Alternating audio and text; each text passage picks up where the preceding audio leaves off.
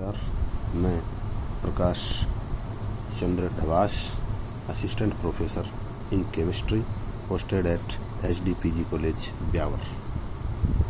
Dear students, आज हम जिस टॉपिक पर बात करने जा रहे हैं उस टॉपिक का नाम है SHAB प्रिंसिपल, जिसका full form soft hard acid base principle सिद्धांत। BSc थर्ड ईयर में इनऑर्गेनिक केमिस्ट्री का ये टॉपिक न सिर्फ BSc के स्टूडेंट्स के लिए बल्कि केमिस्ट्री से रिलेटेड सभी कॉम्पिटिटिव एग्ज़ाम्स, ख़ास तौर से CSIR नेट और गेट के विद्यार्थियों के लिए भी ये टॉपिक बहुत इम्पोर्टेंट है। तो प्यारे विद्यार्थियों, इस टॉपिक में जो टर्म इंक्लूडेड हैं वो हैं सॉफ्ट, हार्ड, एसिड और बेस। इनमें से जो एसिड और बेस हैं उन पर अलग अलग टाइम स्केल पर, अलग अलग पीरियड में अलग अलग वैज्ञानिकों ने अपने तरीके से वर्क किया है और अलग अलग तरीक़ों से इनको डिफाइन किया है। जैसे आर्रीनियस हाइपोथेसिस में acids are those species which donate H+ ions in aqueous media. वहीं दूसरी ओर जलीय माध्यम में OH आयन डोनर स्पीशीज को आर्रीनियस सिद्धांत में बेस कहा गया। ब्रॉन्स्टेड और लोरी कॉन्सेप्ट में प्रोटॉन डोनर स्पीशीज को एसिड और प्रोटॉन एक्सेप्टर स्पीशीज को बेस कहा जाता है। हमें यह भी पता है कि इलेक्ट्रॉनिक बेस पर एसिड और बेस को कैटेगराइज और क्लासिफाई करने का काम लुईस थ्योरी में किया जाता है।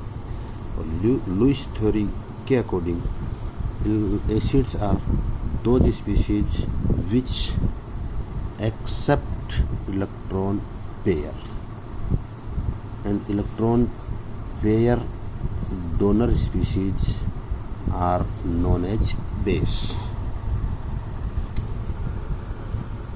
इसी वर्क को आगे बढ़ाते हुए 1963 में R.G. पियर्सन ने रासायनिक अभिक्रियाओं में अम्ल और क्षार से बने उत्पादों के आपेक्षिक स्थायित्व की व्याख्या करते हुए शाब प्रिंसिपल दिया, सॉफ्ट हार्ड एसिड बेस सिद्धांत दिया, जिसके अनुसार R.G. पियर्सन बताते हैं कि वे उत्पाद जो कठोर अथवा मृदु अंतरक्रियाओं से बने होते हैं वो अपेक्षाकृत अधिक स्थायी होते हैं, क्योंकि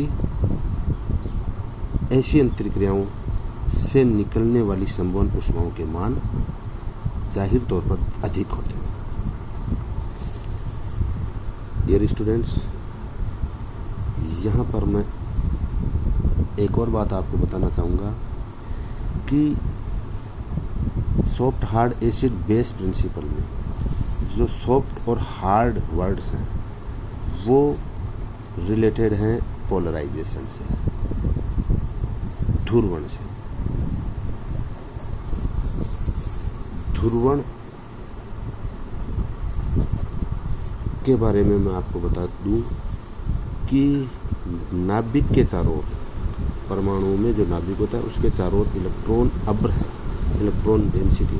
उस इलेक्ट्रॉन अभ्र का, इलेक्ट्रॉन क्लाउड का डिस्टोर्टेड होना, विकृत होना, ये फिनोमेना पोलराइजेशन कहलाता है। इसको एक और तरीके से हम यूँ समझ सकते हैं कि किसी सहसंयोजक बंध से बंधित इलेक्ट्रॉन युग्म का अधिक विद्युत ऋणी परमाणु की तरफ शिफ्ट होने की परिघटना ध्रुवण कहलाती है। जो एसिड हो या बेस हो, जो स्पीशीज इजीली पोलराइज हो जाते हैं वो मृदु या सॉफ्ट स्पीशीज कहलाते हैं। जो स्पीशीज आइदर एसिड और base that cannot tend to polarize in easy manner, अर्थात जो आसानी से पोलराइज नहीं होते हैं वो स्पीशीज हार्ड स्पीशीज कहलाते हैं। इस आधार पर, पोलराइजेशन के कॉन्सेप्ट के आधार पर एसिड्स और बेस को दो भागों में बांटा, सॉफ्ट एसिड और हार्ड एसिड्स। ऐसे ही बेस को भी दो कैटेगरीज में बांटा गया, सॉफ्ट बेस और हार्ड बेस। हार्ड एसिड्स वो इलेक्ट्रॉन एक्सेप्टर स्पीशीज होती हैं जिनका आकार छोटा होता है। हार्ड स्पीशीज वो हार्ड एसिड्स में वो स्पीशीज जिनका ऑक्सीकरण अवस्था उच्च होती है। उच्च ऑक्सीकरण अवस्था में स्थायित्व रखने वाले एसिड्स हार्ड एसिड्स कहलाते हैं।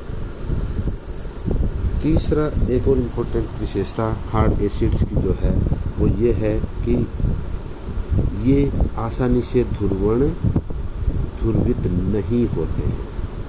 आसानी से ध्रुवित नहीं होने वाले अम्ल भी हार्ड एसिड कहलाते हैं। इनका आयनाइजेशन पोटेंशियल भी हाई होता है, उच्च होता है।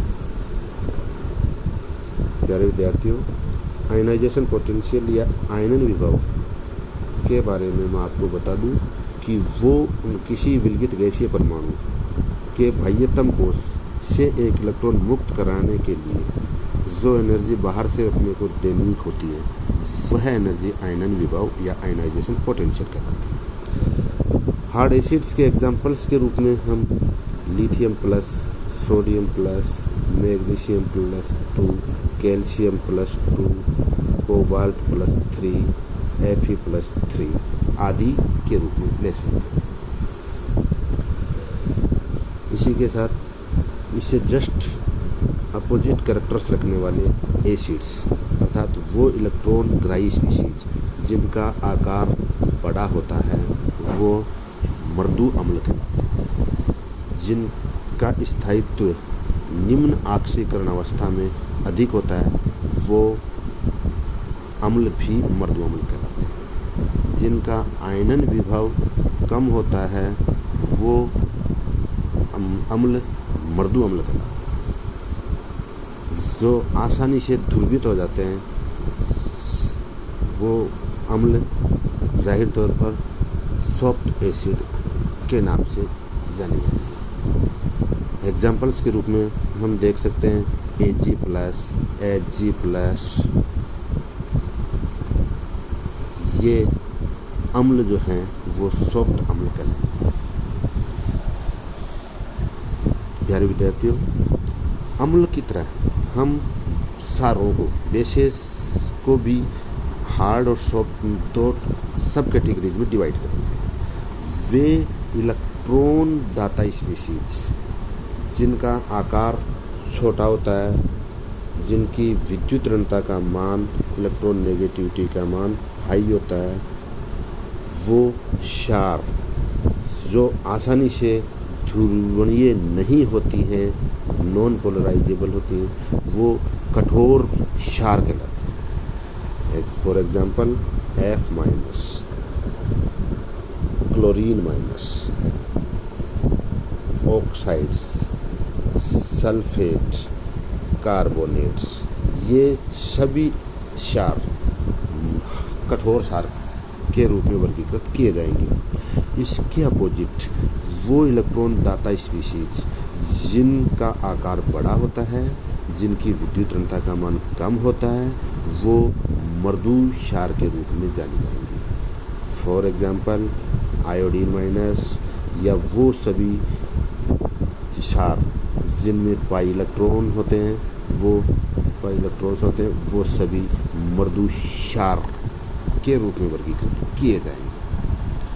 तो प्यारे विद्यार्थियों, इस वर्गीकरण के बाद में हम आवर्त सारणी में इनकी पीरियोडिसिटी को नेक्स्ट टॉपिक में डिस्कस करेंगे। Thank you.